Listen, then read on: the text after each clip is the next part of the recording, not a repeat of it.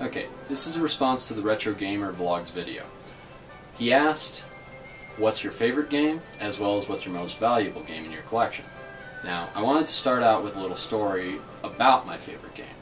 Now, growing up, I did not have access to any home consoles. I was not allowed to have them. I just didn't have it. And growing up, occasionally I'd get to rent games from various places. Occasionally I'd get to rent from Blockbuster or sometimes the local video store, but we found Blockbuster usually had the better selection. Now, we'd go out there, and the way Blockbuster used to work is that you'd have to basically rent the system and 3 games to get the best deal. Now, I ended up mostly renting Nintendo systems because one of my friends down the street had a Genesis. So I got to play that fairly often. So I would actually rent the Nintendo games. So most of the time, I would end up renting the Super Nintendo. Occasionally I'd rent the NES, but mostly the Super Nintendo. Now, it was kind of a crapshoot back in the day. You really didn't know what you were going to be getting. I mean, you'd see a game box, but that really didn't mean much, and there was no real internet to get in and check, and as a kid who wasn't allowed to really own video games, I didn't have video game magazines. So I couldn't look at Nintendo Power or Game Pro or Game Fan or Ultra Game Players or any of the ones of the day. So you'd rent the console, and usually I'd pick good old Super Mario All-Stars, because that would allow me to have essentially 4 games in one, and I knew that if the others were complete garbage, at least I had something to play for the weekend.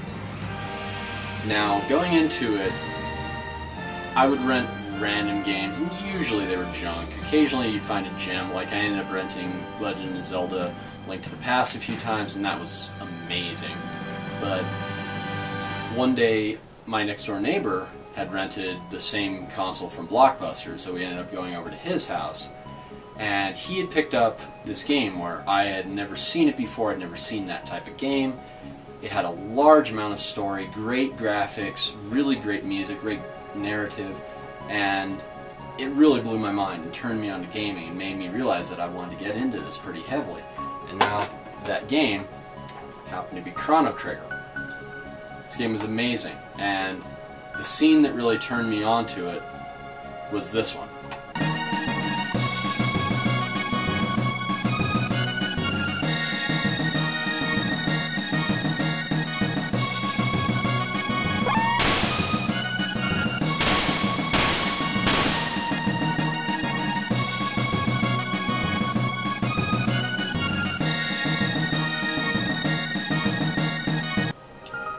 Now, when I saw that scene over at my friend's house, I was hooked.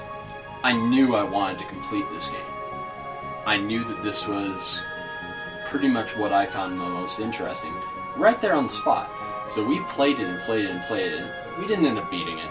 So I ended up renting it the day after he returned it from the store, the same exact copy. Took it home, played it and played it and played it. It wasn't until years later that I beat the game.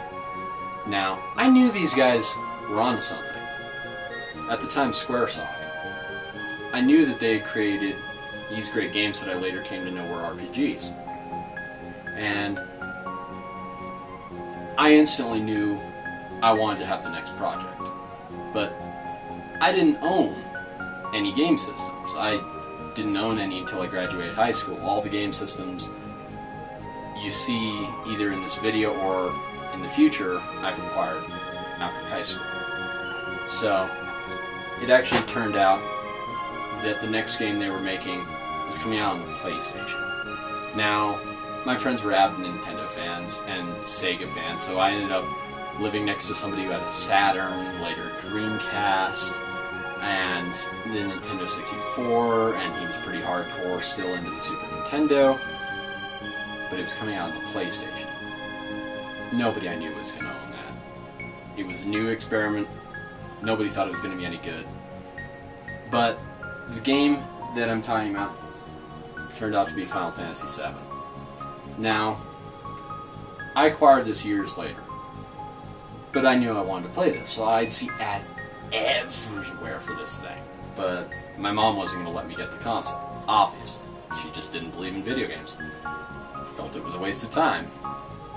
I never agreed, but that's beside the point. So, I realized there was a way. Now, I found out that they were going to release a PC version of it. So, you know I was all over that. I rushed down to the store, which at the time was Software Etc., involved into game stuff, and I pre-ordered it. And at the time, the pre-order bonus was a t-shirt. Now, it says it's not in the best condition. You know, it's got some holes, but it's got the Squaresoft here on the sleeve, and it's got the Eidos on the other sleeve, which they were in a publishing deal at the time. And it says, "Now for PC," right here. I wore the crap out of this shirt. I loved it. I waited every single day. I had to bug and bug and bug, and they imported this from a city about 50 miles away just because I wouldn't shut up. So, the day it came out, I picked up Final Fantasy VII. The PC version actually ended up being more rare, in most cases more valuable. It has the weird trapezoid-shaped box, and this is my original copy. You can see it's got a tiny bit of yellowing from being around all these years. But this by far is my favorite game of all time. I know it's cliche, but I will say, no matter what, that I think this is the best game ever made for any system, period. And I have played a lot of games. Now, it is a valuable game, and I also have Final Fantasy VIII, which is also valuable. Never really checked it, not quite as wanted as 7, doesn't quite have the reputation. But the most valuable game I found in my collection is a game called Evo, Search for Eden.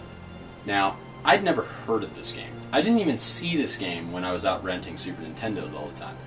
The only reason I even have this game was one of my friends was actually going for the midnight release of Fallout 3, and I knew he had a Super Nintendo collection. He didn't own a Super Nintendo. I did.